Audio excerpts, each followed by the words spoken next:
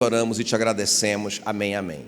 Então, eu sei que vocês conhecem essa história, e eu amo essa história, não é? Deixa eu só contextualizar para você, porque 2 capítulos depois acontece aquele momento tremendo que é Peniel, né? Quem já leu essa história de Peniel lá, que o Jacó viu Deus face a face e a sua vida foi transformada, né?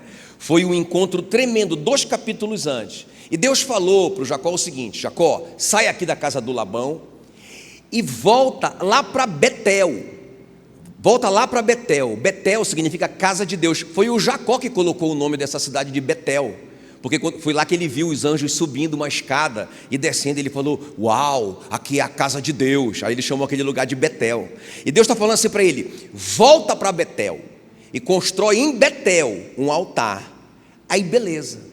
Então ele parte para Betel, e aí, quando ele está no caminho, ele vê umas campinas muito lindas, as campinas de Sucote. É uma história parecida com a do Ló, não é? Ele fica encantado com as campinas de Sucote. Não tem nada a ver com ele, a ordem era Betel, casa de Deus. Então ele para em Sucote, compra uma fazenda para ele. Não tem nada de errado de comprar fazenda, né? Os fazendeiros aqui, digam, glória a Deus. Mas ele compra uma fazenda para ele num lugar que não era para ele parar, era para ele passar. Quem está me entendendo? E ele constrói uma baita de uma casa. Inclusive foi ele que colocou o nome de Sucote, porque Sucote significa palhoças. Ele construiu um monte de palhoças para a turma dele, e ele se estabeleceu ali. Começou a curtir Sucote. Onde que era para ele ir? Betel, casa de Deus. Mas ele parou em Sucote. Sucote representa o mundo. Aí olha só, gente, o que acontece. Ele começa a gostar de Sucote. Sucote é interessante, é um lugar bonito, pastos verdejantes, não é? Rapaz, vai dar certo aqui. Mas Jacó, Deus falou Betel, mas ele está gostando de Sucote. Mas numa dessa, a Diná, que é a filha dele, a Bíblia diz que ela sai para ver as filhas da terra, e ela fica deslumbrada com a socialite de Sucote. Quem está me entendendo? Não é? E começa a curtir as meninas, os rapazes. Ela acha lindo o príncipe, o filho ali do rei daquele lugar. Ele acha, não é? É o Siquém o nome dele. Aí ela se apaixona por ele e tudo, e ele por ela. Irmãos, acontece uma tragédia. Esse cara força a barra e violenta a Diná, a filha do Jacó. Presta bem atenção, que ele está saindo do lugar que Deus mandou ele ir. Ele, por conta própria, fica num lugar que não é para ele ficar. Ele começa a viver os valores daquele lugar e não os valores de Betel, da casa de Deus. E aí a filha dele é violentada. Mas aí, parece até que vai dar uma arrumada no negócio, porque o Siquém até parece que é um cara direito, e ele quer casar com ela. Se arrependeu da besteira que ele fez, ele quer casar com a menina. E ele fala assim: olha, o meu pai é milionário, o meu pai paga o dote que vocês quiserem, eu quero casar com ela. Os irmãos dela fazem pior do que não sei se fazem pior, mas fazem uma coisa muito feia. Eles falam assim: beleza, você quer casar com a nossa irmã? Tudo bem, mas vocês têm que circuncidar. E aí todos os homens têm que circuncidar, meninos e homens, todo mundo, todos os homens têm que circuncidar. E quando foi lá pelo 3º dia, que estava todo mundo inflamado da circuncisão, eles foram lá e mataram todos os homens e todas as crianças do sexo masculino. Só deixaram as mulheres e as meninas vivas. Mentiram, dissimularam, mataram, roubaram todo o gado de Sucote. Já pensou, irmãos? Deixaram aquelas mulheres viúvas, não é? Viúvas e desfilhadas. Uma tragédia que essa família fez. Uma família que era para ser bênção, não é? Através de ti serão benditas todas as famílias da terra. Deus falou isso para o Jacó lá em Betel. E ele está sendo maldição aonde ele parou. Agora veja bem, eu quero falar com vocês hoje à noite. O meu tema, né? Nosso tema, meu e da Meila: não deixe para amanhã o que a sua família pode ser hoje. Fala aí para a pessoa que perto de você. Não deixe para amanhã o que a sua família pode ser hoje. Irmãos, essa palavra falou muito comigo sobre a graça e a misericórdia do Senhor, porque essa família miserável, presta bem atenção, uma família de um bando de mentirosos, assassinos, não é? Pessoas dissimuladas, ladrões. Uma família que agora está apavorada. O Jacó diz: o que vocês fizeram? Agora os moradores da terra vão me matar. O Jacó, que era um cara super abençoado, que vivia pela fé, agora está apavorado. O contrário de fé é medo. Ele está com medo. Os filhos nessa situação, mas irmãos, é impressionante o que Deus vai fazer com essa família e através dessa família, porque essa família vai ser, não é? Vão ser os patriarcas das tribos de Israel. Uau! Dessa família vai nascer o Messias, meu irmão. Vai nascer o Davi. Essa família vai prestar, vai dar certo. Mas eles têm que dar algumas respostas. É sobre isso que a gente veio conversar com vocês hoje à noite. Vocês estão prontos? Quais as respostas que o Jacó tem que dar para arrumar essa bagunça? Eu sei, irmãos, que não tem ninguém aqui numa situação dessa, com uma família dessas aqui. Não tem. Mas tomara que não caminhe para Sucote, né? Que você fique em Betel, onde você está, amém? Então é mais uma vacina, para a gente não ir para esse lugar, ok? Então eu quero compartilhar com vocês 3 princípios que o Jacó praticou aqui. Vamos ver? Quantos querem melhorar a sua família? Não é? Então diga para essa família, não para sua esposa que está do lado, mas para a família do lado. Diga assim: não deixe para amanhã o que a sua família pode ser hoje, não é? Através de ti serão benditas todas as famílias da terra. Muito bem, vamos arrumar essa bagunça aqui. Então a primeira coisa que o Jacó tem que fazer, ele tem que rejeitar o padrão do mundo. Irmão, se nós quisermos ver a nossa família ser bênção, se nós quisermos ver a nossa família ser transformada para transformar, nós temos que rejeitar os padrões do mundo. Olha o que diz aí Gênesis 35:1. Disse Deus a Jacó: levanta-te e sobe para Betel e habita ali. Ou seja, a primeira coisa para arrumar: Jacó, sai de Sucote, sai do mundo. Mas eu comprei essa terra, eu construí essa casa, eu gastei muito dinheiro. Pois é, mas olha onde foi parar a sua família. Olha a desgraça que virou a sua família. Sai daí, vai para Betel, para o lugar que eu te mandei no início. Deixa os valores do mundo. A maldade veio de você, não é? Por você ser tão íntimo com o mundo. Irmão, deixa eu te falar uma coisa. Olha, como eu falei para vocês, não é? Não estou pregando para vocês, estou pregando para mim primeiro. A gente tem que ter muito cuidado para a gente não começar a achar tudo normal, não é? A gente começa a ver os casais, até dentro da igreja, praticando princípios que não são princípios da palavra de Deus, e vai ficando tudo normal. Irmãos, nós estamos saindo do centro da vontade de Deus. Vai dar problema, vai dar errado, vai dar erro. Nós temos que voltar para os princípios da palavra. Não dá para ser amigo do mundo e amigo de Deus. Olha o que diz Tiago 4,4: infiéis, uma palavra para a igreja, que o apóstolo Tiago está dizendo: infiéis, não compreendeis que a amizade do mundo é inimiga de Deus? Aquele, pois, que quiser ser amiguinho do mundo, constitui-se inimigo de Deus. Então não dá, irmãos, para a gente ser crente, não é? Mas a gente viver os valores do mundo. Entende? Não, se eu for falar isso, eu vou parecer muito radical, eu vou parecer fanático, e as pessoas vão me rejeitar. Quem que você prefere que te rejeite? O mundo ou Deus? Não é? Olha, esses dias a gente resolvendo um conflito, né, na igreja entre os irmãos que fizeram um negócio. Só acontece para lá essas coisas, né?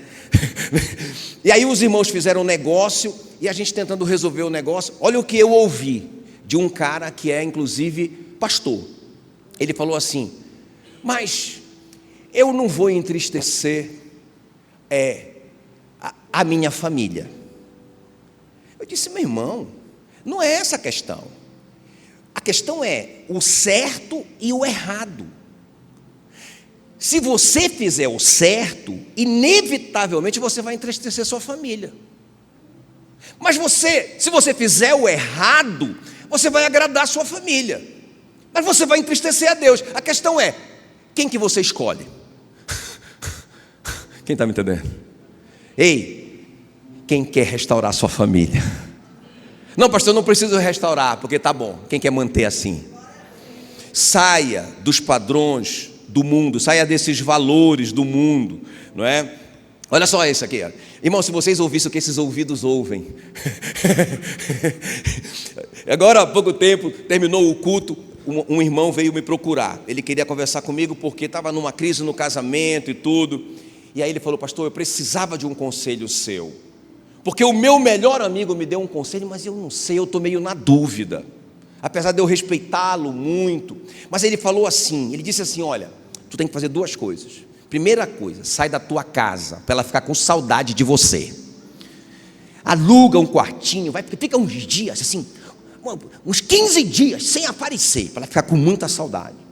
E segundo lugar, faz um ciúminho para ela. Então, faz de conta que tu tá com uma mulher e tal, para ela ficar com muito ciúme, muita raiva. Aí eu tava esperando assim, que hora que ele vai rir? Isso é uma pegadinha, né? E eu fiquei ouvindo, ele sério, né? Aí eu falei: por curiosidade, o nome do teu amigo é Satanás?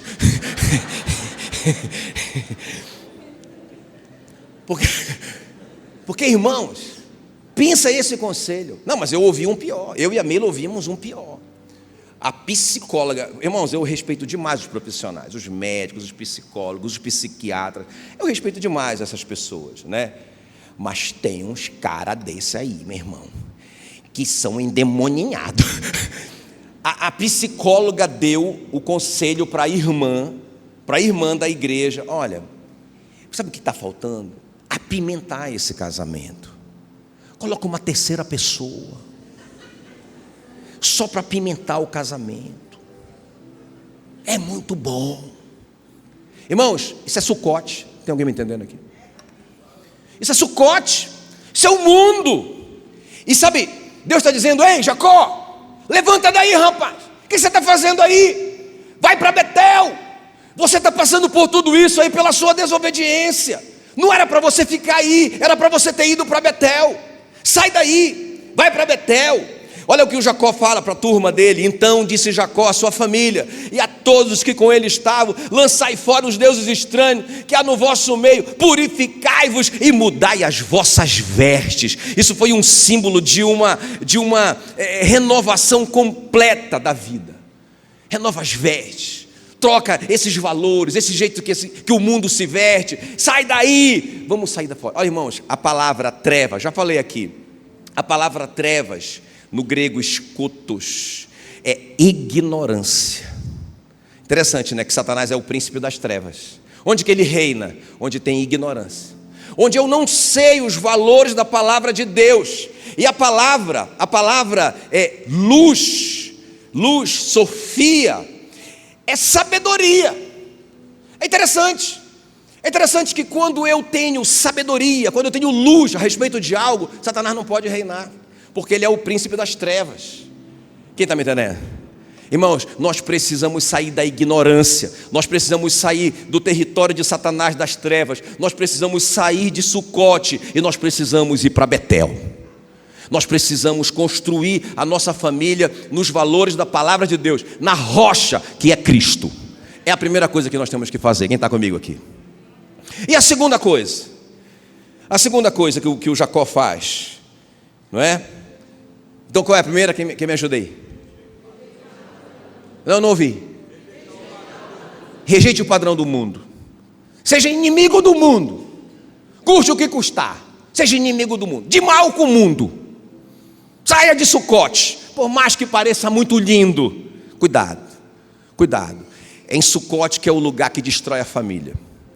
Mas em segundo lugar, não deixe ninguém para trás. Grita aí.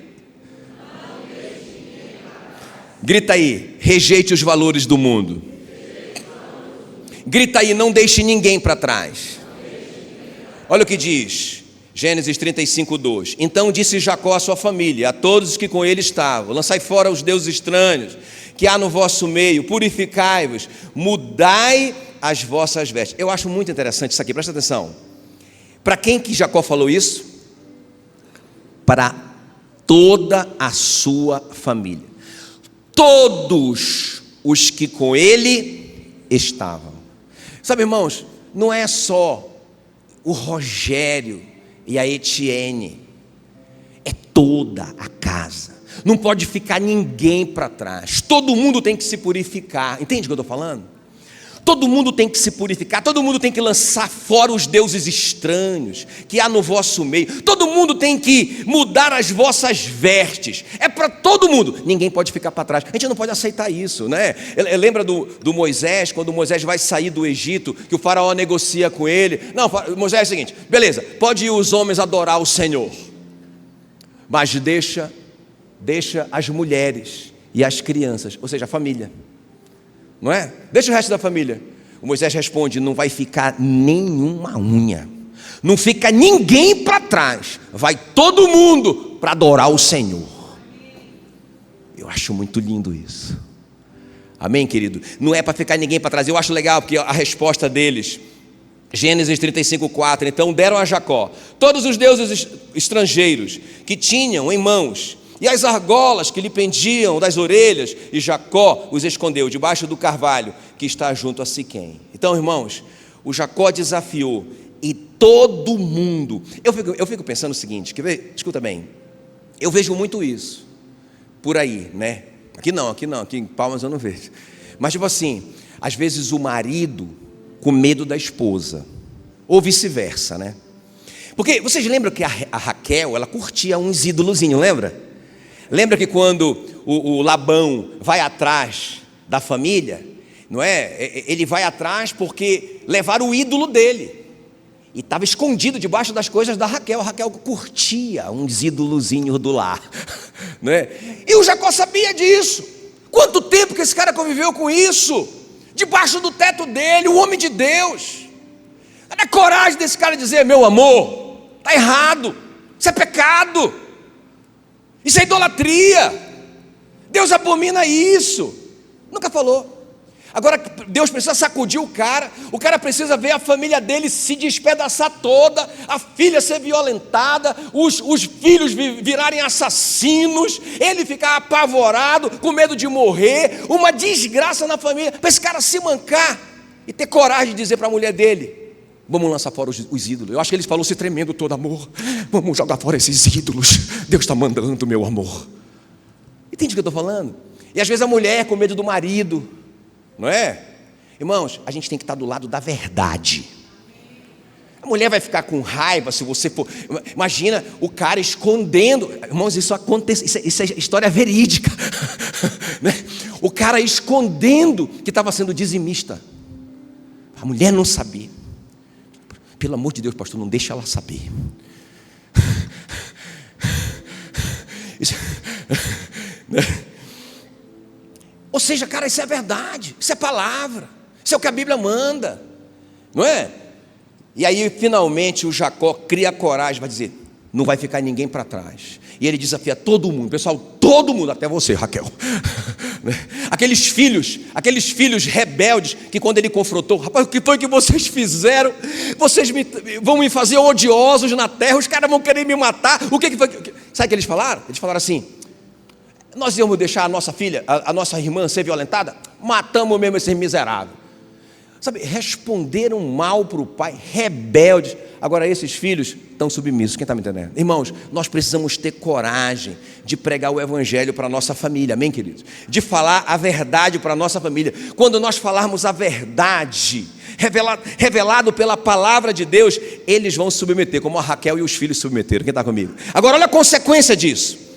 Olha o que aconteceu. O que é que eles fizeram mesmo em primeiro lugar? O que é que eles fizeram? Rejeitaram os valores do mundo. Em segundo lugar, não deixa ninguém para trás. Eles falaram a verdade mesmo. Vamos queimar tudo. Olha a consequência disso. Gênesis 35:5. Olha o que diz: tendo eles partido, o terror de Deus invadiu as cidades que lhes eram circunvizinhas e não perseguiram os filhos de Jacó. Uau! Eles viajaram em segurança. Irmão, você não sabe quantos problemas desaparecerão da sua vida quando você se posicionar em Deus. Curte o que custar. custe o que custar. Quando você se posicionar, eu vou fazer o que é certo, eu vou fazer o que a palavra de Deus manda, eu vou ser inimigo do mundo, eu vou ser crente de verdade. Você vai ver como as coisas vão se ajeitar. O diabo vai ficar com medo de você, porque a Bíblia diz, Salmo 105:15, não toqueis nos meus ungidos, tem um decreto do Senhor, nem maltrateis os meus profetas. Tem uma ordem de Deus no mundo espiritual. Esse aí é um ungido de Deus, esse aí vive na luz, esse aí obedece a minha palavra. Sai daí, não toca nele. Quem está me entendendo?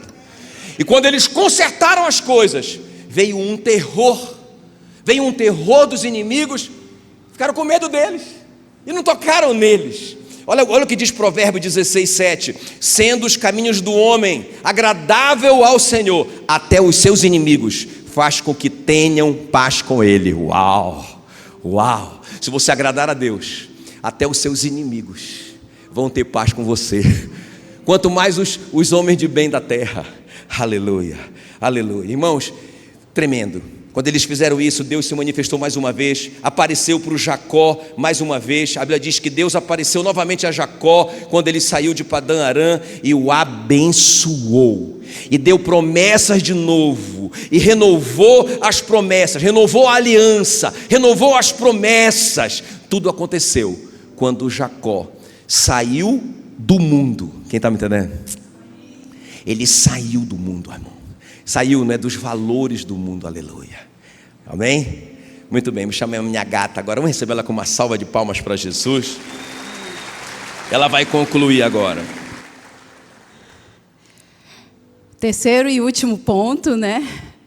Então, o terceiro ponto: invista tempo de qualidade com Deus e com a sua família hoje, né? Porque tudo, na verdade, começa em Deus. Quantos casamentos que a gente vê quando esse casamento está em crise, ou esse casamento está passando aí essa tempestade, algo está sendo quebrado nessa área, com Deus, né? E o Jacó, é tão interessante que o Jacó, ele fala assim, levantemo-nos e subamos a Betel, ali farei um altar a Deus que me respondeu no dia da minha angústia e esteve comigo no caminho por onde andei. Então, o líder da casa se posiciona e ele não diz assim, olha, a gente precisa fazer alguma coisa, ou eu estou triste, ou eu estou... Não, levantemo-nos, eu vou também, eu vou me posicionar, vamos nos posicionar, e é hoje. Hoje nós precisamos nos posicionar. Então, eu aprendi algo quando eu nem era casada ainda. E isso marcou muito a minha vida. Eu falo isso muito para jovens, né? Para como escolher a pessoa de Deus. Então, eu quero até fazer essa ilustração aqui, que eu aprendi assim. Bom, já vou fazer. Eu quero um casal... E aí o pastor Willy fica bem aqui. E um casal, pode ser o Nery, vai Nery. Nery e a Pieira, pastor Willy fica bem aqui no meio, e o Nery lá e a Pieira lá. A gente usa isso para casal não casado lá, Pieira, ó.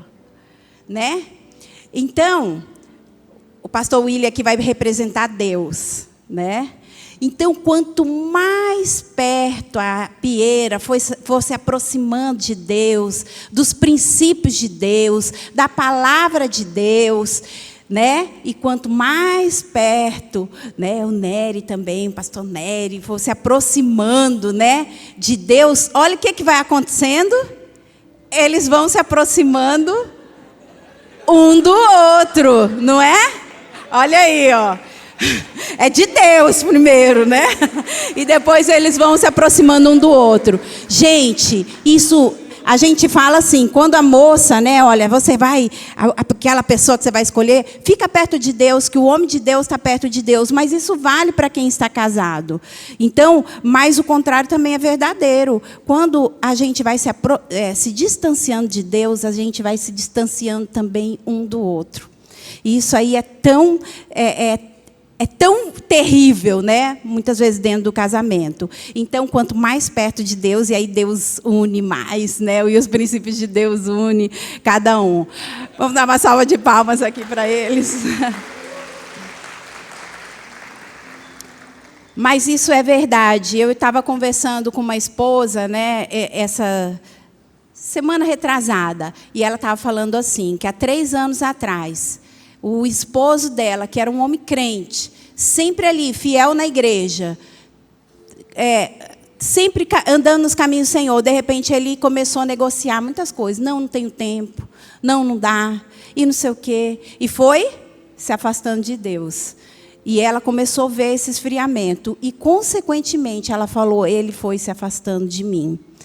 E ela falou, e há 3 anos atrás, o que aconteceu foi um adultério.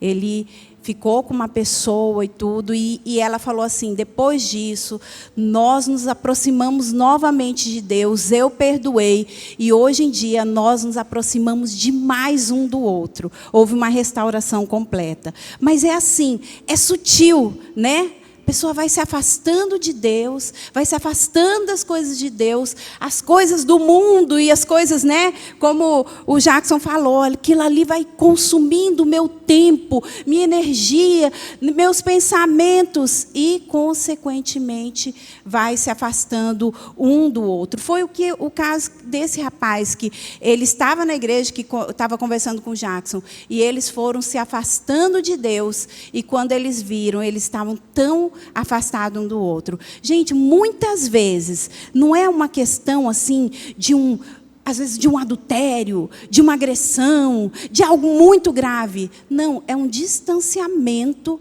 A gente conversa com muitos casais que às vezes chega na nossa frente e fala assim, não sei, a gente não esfriou, não é mais a mesma coisa. Parece que nós estamos distantes. Então, e esse distanciamento um do outro, esse esfriamento, parece que vai acabando a graça, né? O vinho do casamento. Mas o que o Senhor prometeu para nós é que o vinho vai ficar cada dia melhor, né? O vinho do final é melhor. Então, mas isso está em Deus. Por isso que nós precisamos vigiar muito. Senão, fica até conveniente. Somos sócios, somos amigos, mas não é mais a mesma coisa, né? Então, na verdade, tem que ficar cada dia melhor. E nós precisamos praticar esses princípios hoje, né? Como Jacó disse, vamos nos voltar para Deus, vamos nos voltar ao altar, vamos restaurar isso na nossa casa, no nosso casamento, na nossa família. E quanto mais perto de Deus nós estivermos, mais perto um do outro nós vamos estar. Mas por que muitas vezes nós não fazemos isso? Né? Porque muitas vezes nós não investimos, né? Esse princípio que fala, esse terceiro princípio que nós falamos aqui, tempo de qualidade com Deus e tempo com sua família. Hoje, muitas vezes, quando a gente pergunta assim, qual a sua prioridade, o que é mais importante para você? Né? Esses dias eu fiz um teste, assim, o que é mais importante para você? As pessoas anotaram. Então, muitos colocaram minha família, oração. Mas isso é algo que está aqui, às vezes, na nossa cabeça, mas na prática isso não tem acontecido. Porque realmente quanto tempo nós investimos de qualidade no nosso casamento? Nós temos aquele dia do casal, o dia de nós conversarmos em profundidade. Quantos livros você já leu sobre casamento, né? Da mesma forma, qualquer outra área, né, oração, quanto tempo você gasta, né, ou quanto tempo nós estamos gastando nisso? Realmente isso tem sido prioridade? Realmente isso é importante? Então, nós precisamos realmente nos posicionar como o Jacó fez. Então, por que muitas vezes nós não fazemos isso? Nós somos, muitas vezes, muito bom de dar desculpas, de não priorizarmos aquilo que realmente é prioridade na nossa vida. Esses dias eu estava assim, estava bem frio em Curitiba, e a gente está com uma turma de corrida lá, e eu falei, amor, hoje eu não vou não, hoje está muito frio. Aí o Jackson falou para mim, quem é bom de dar desculpa não é bom mais nada. Aí eu, pois eu vou. Né? Então, assim, às vezes a gente é tão, né, dá desculpa para tantas coisas que são tão importantes na nossa vida. Então, nós precisamos realmente nos posicionar. Esses dias eu estava ali e Uma irmã me ligou e falou, olha, eu preciso muito falar com você, eu estou com um problema no casamento. Eu, claro, desmarquei outras coisas, corri lá com ela. Nós ficamos 2 horas e 20 minutos, mais ou menos, conversando, eu aconselhando, falando várias coisas com ela. Depois, no final, né, eu incentivei deles terem um tempo de qualidade, que ela trabalha muito, ele trabalha muito também. Tem um tempo de qualidade no casamento. Dei um vídeo para ela, falando sobre resolvendo conflitos, um vídeo muito bom. Falei, ouve, né, ouça junto com o seu esposo e tudo. Ela saiu dali toda animada e tal. Não falou mais nada. Depois de 2 semanas, né, eu mandei uma mensagem para ela e falei, e aí? Vocês já saíram juntos? Ela disse, a correria está grande. Ainda a gente não conseguiu esse tempo. Eu falei, e o vídeo? Você assistiu? Ela, sabe que a gente começou a assistir e dormiu na metade? Aí eu fiquei assim, falei, amor, eu gastei 2 horas ali, né? Por que isso assim? O Jackson, até ele falou uma coisa que eu achei interessante. As pessoas querem o resultado, mas não querem pagar o preço. Gente, existe um preço também para o nosso casamento, nossa família, ser cada dia uma família melhor. Nós precisamos, né, parar de dar desculpas. Se isso é uma prioridade, nós temos que priorizar, isso tem que estar na nossa agenda, né? Nós precisamos ser muito intencionais de buscarmos juntos ao Senhor, de termos uma vida de oração em família, como casal. Não existe uma oração mais poderosa do que uma oração do casal. Essa concordância do casal, ela é muito poderosa. Por isso que muitas vezes Satanás impede, né, dessa oração, porque quando nós concordamos, não, né, essa unidade não vai ter restrição. Quando nós temos essa unidade, não vai ter restrição para aquilo que intentarmos fazer. E tudo que nós concordarmos em fé, o Senhor vai fazer, né? Então é muito poderosa a oração do casal. Eu vi uma frase essa semana da Corrie ten Boom, né? Que ela é uma missionária que ela esteve no campo de concentração. E ela falou uma frase, eu achei muito poderosa. Ela falou assim, a oração é o seu step ou é o seu volante? Isso foi tão forte para mim, porque a oração deve ser o meu volante. Senhor, eu vou para cá. Senhor, o que o Senhor quer para o meu filho? O que o Senhor quer para a minha vida, para a minha família? Onde que o Senhor quer? Qual a decisão? O meu volante.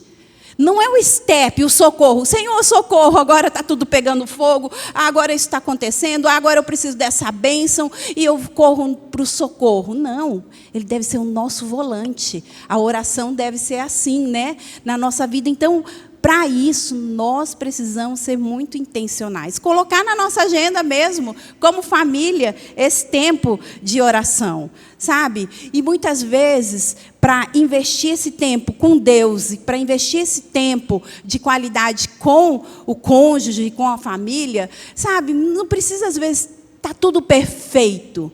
Porque eu vejo assim, às vezes a gente fala, né, sobre a importância desse dia do casal, né? Quem nos conhece sabe que a gente sempre fala desse dia, né, que a gente brinca. É o dia de Santa Val, né? Dia de Santa Luana, né? O dia que a gente brinca assim, que é o dia do casamento, é o dia do discipulado, é o dia que a gente vai conversar, o dia da comunicação profunda. Por quê?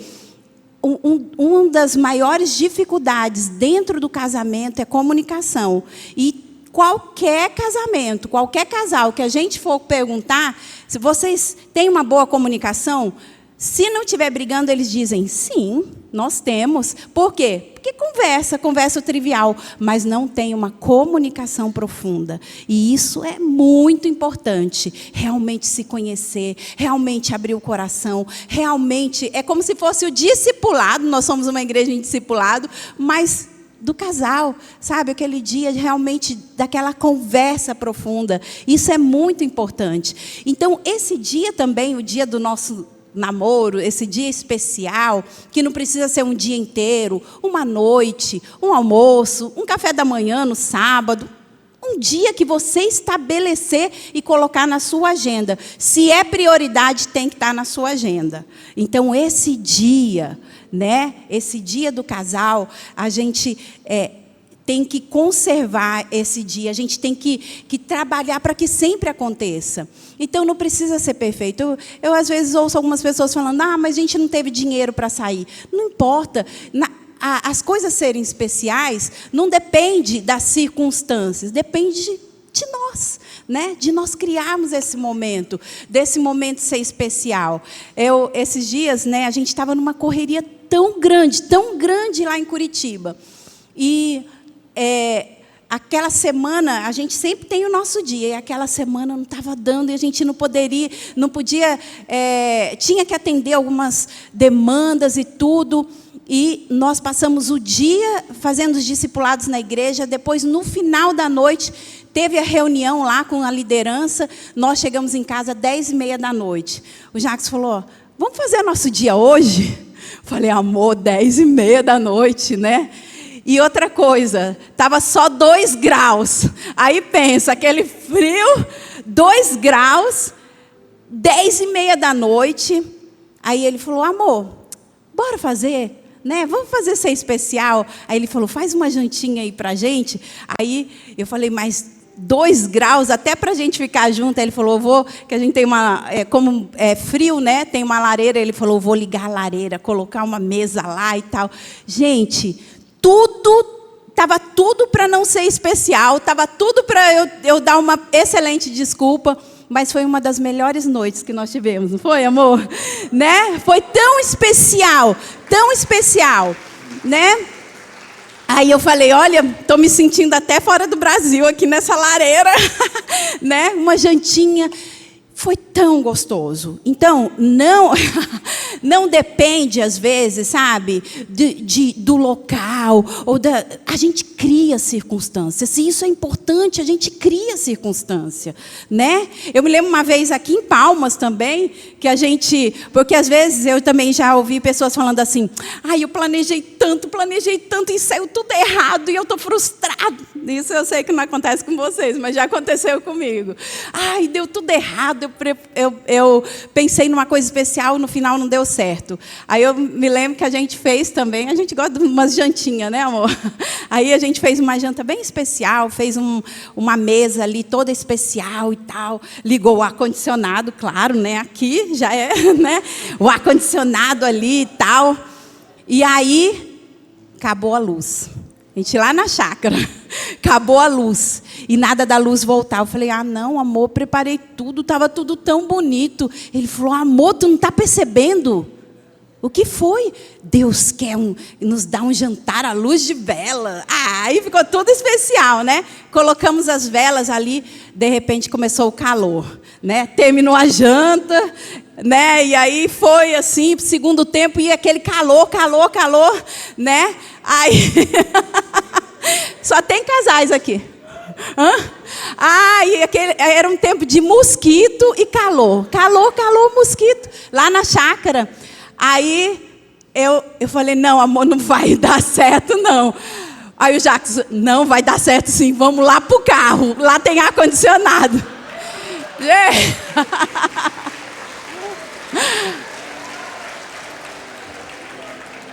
E foi tão especial, e foi uma coisa incrível, gente. A gente tinha comprado o carro naquela semana, e eu falei, amor, eu queria puxar esse banco. O Jacques tentou, e queria deitar esse banco, não tem jeito. Ele falou, eu vou procurar depois como é que faz. Naquela noite, em menos de 1 minuto, ele desceu o banco, rapidinho. Gente, isso energiza nossos maridos, né? Então, olha... Não precisa ser perfeito, não precisa, sabe? E, na verdade, essas coisas, nós que fazemos, né? O ambiente, nós que fazemos, né? Então, às vezes, de coisas tão simples, nós podemos fazer coisas tão especiais. E você pode estar num lugar 5 estrelas e estar triste ali por dentro. Então, na verdade, é nós que precisamos realmente ser intencionais para isso, né? Ser intencionais nesse sentido. Esse dia eu estava falando para uma esposa, porque, gente, olha uma luta dos pastores. Fala para os adolescentes, menino, espera, não namora, não namora, não namora. Aí para os casados, mulher namora, pelo amor de Deus, namora, né? Tá invertida as coisas, né? Então, aí eu estava falando para uma irmã, minha filha namora, né? E ela falou, olha como ela fez para mim, vou até tentar imitar a cara dela. Ela falou, dá uma preguiça. Ela falou desse jeito. Falei, gente, se você tem preguiça, né? Quando a gente tem preguiça hoje, vai ter que ter disposição amanhã para correr atrás do prejuízo.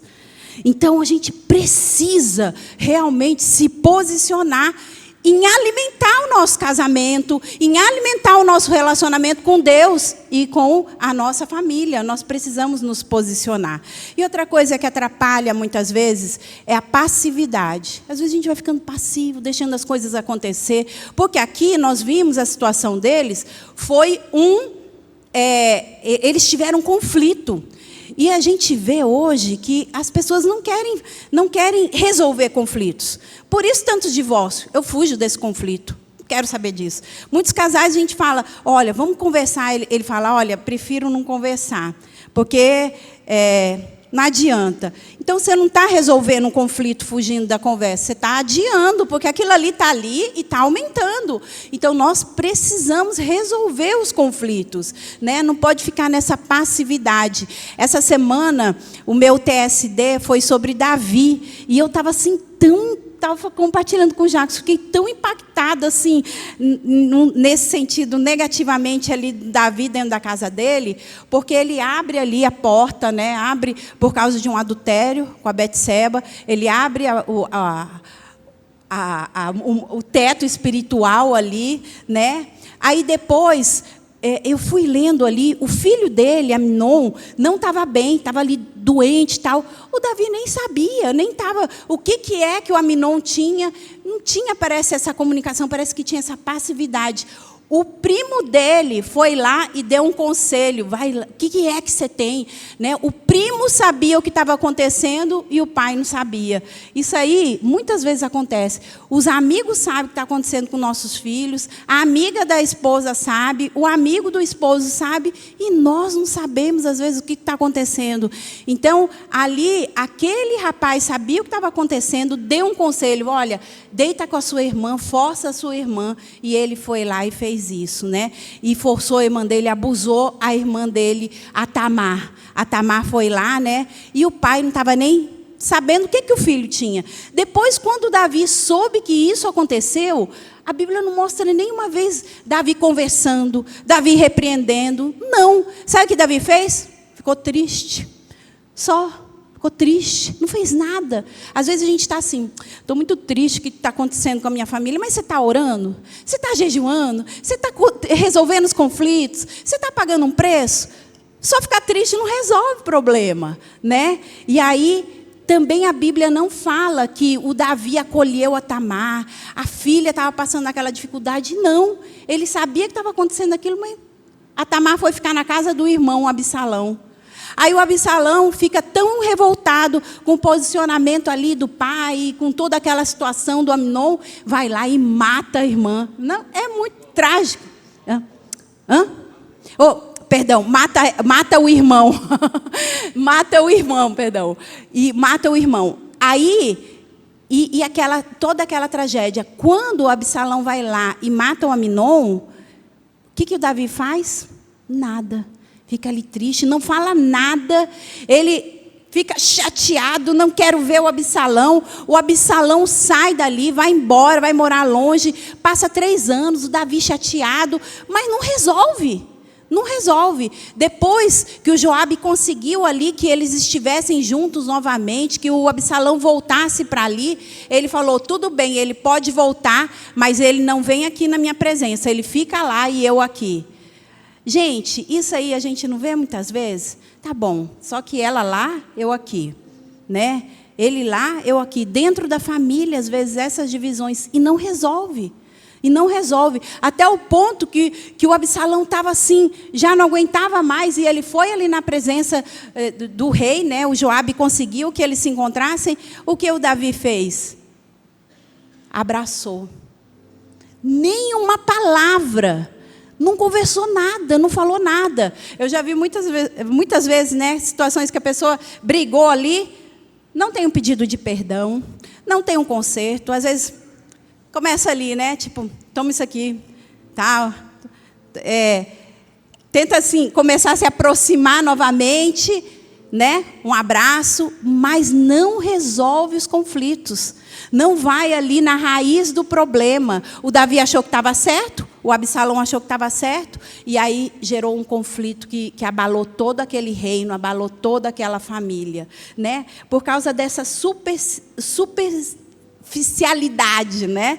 Então não tem aquele relacionamento profundo de resolver o que está acontecendo.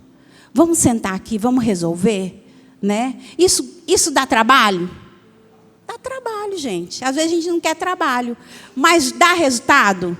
Dá resultado. Vale a pena.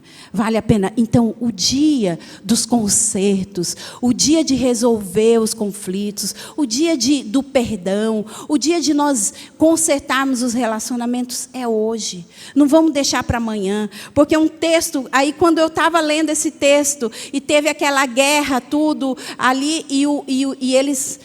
o exército mata o Absalão. Olha só, lá em 2 Samuel 18, o que o Davi faz. Então o rei Davi, profundamente comovido, subiu à sala que estava por cima da porta e chorou. E andando dizia: meu filho Absalão, meu filho Absalão, quem me dera eu morrer por ti, Absalão, meu filho, meu filho, meu filho. Tarde demais. Tarde demais. Eu creio que o Senhor nos trouxe hoje aqui para dizer: ainda há tempo. Ainda há tempo para os nossos filhos. Ainda há tempo para o nosso casamento. Ainda há tempo para nossas famílias. Eu tenho declarado, uma oração que eu tenho feito, que não vai ter divórcio no nosso meio. Eu tenho declarado isso. A igreja não pode ser como o mundo, né? Então agora é o tempo. Isso não é automático. Eu estou casado, as coisas vão... Não, eu tenho que ser intencional. Eu tenho que colocar as prioridades. Eu tenho que resolver conflitos. Eu tenho que me aproximar do Senhor. Porque senão, como o Davi, depois é tarde demais, né? Tarde demais. Eu estava conversando com uma esposa, falei: vamos dar uma chance para o seu casamento. Ela falou: olha, eu já tentei muitas vezes, ele não quis, agora ele quer. Tarde demais, eu não quero mais. Eu tentei muitas vezes, né? Então, gente, não deixe ficar tarde demais, não deixa desgastar demais, não deixa se distanciar demais, porque muitas vezes que a gente pergunta, não está tendo briga, mas já não tem mais aproximação. E não é isso que o Senhor tem para nós. O casamento que o Senhor tem para nós é o vinho, é o melhor vinho, né? É o vinho novo. Então, esse é o momento, para antes que seja tarde demais. Uma história que me assusta, e eu quero encerrar com isso, é aquela história do rico e do Lázaro. Todos os dias ele tinha a oportunidade de se aproximar de Deus, mas ele nunca atendeu aquilo.